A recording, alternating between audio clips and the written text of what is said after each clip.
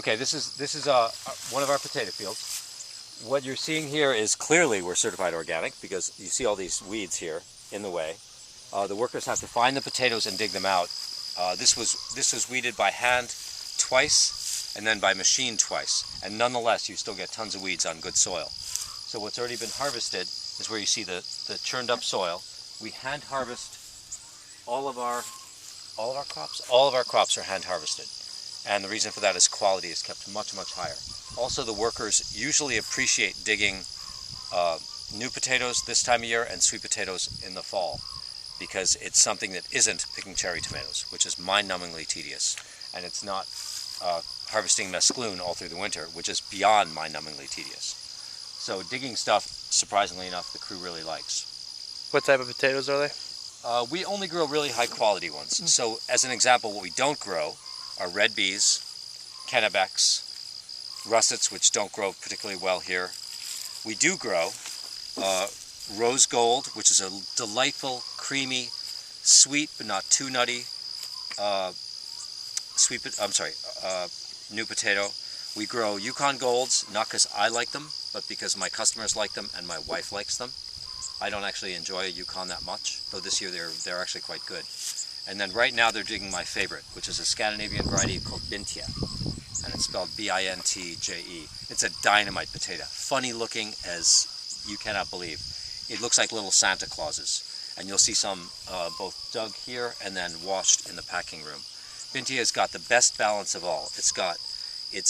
If you categorize potatoes by creamy in texture versus waxy by texture, and the chefs could tell people why those would be that way.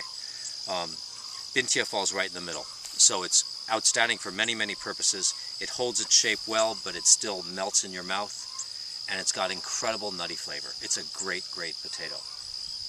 That would be the only one we would grow, except its earthiness does not appeal to my wife, and she does get a vote. But I adore that one. It's also a late season potato, so if you don't get rains or you don't irrigate at exactly the right time, you will not get spuds out of it. But it's high yielding but very funny looking. Potatoes need to be kept, once dug, they cannot be subjected to sun, more than about 2 hours of sun. So we use a covered vehicle for the harvest. And these are some, and you see they look very funny. There's Santa Claus with no arms.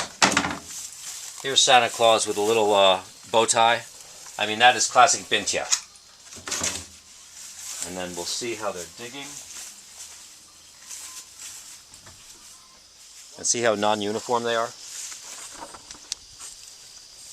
The broader potato market, or industry, is really structured around, let me step over this way. The broader potato industry is really structured around potatoes for frying and uniformity for machine processing and shelf life. We don't care about any of that stuff.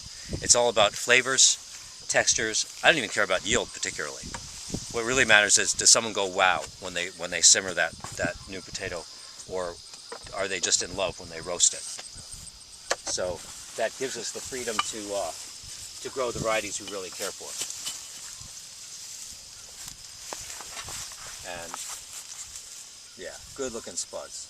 This is on a less than ideal potato soil, but since we have to rotate our fields to keep pathogens down, pests down, they're on this soil. It's obviously doing pretty well, but it's not as good as some of the soils we have. Good? Cool. Beautiful spuds. Ah.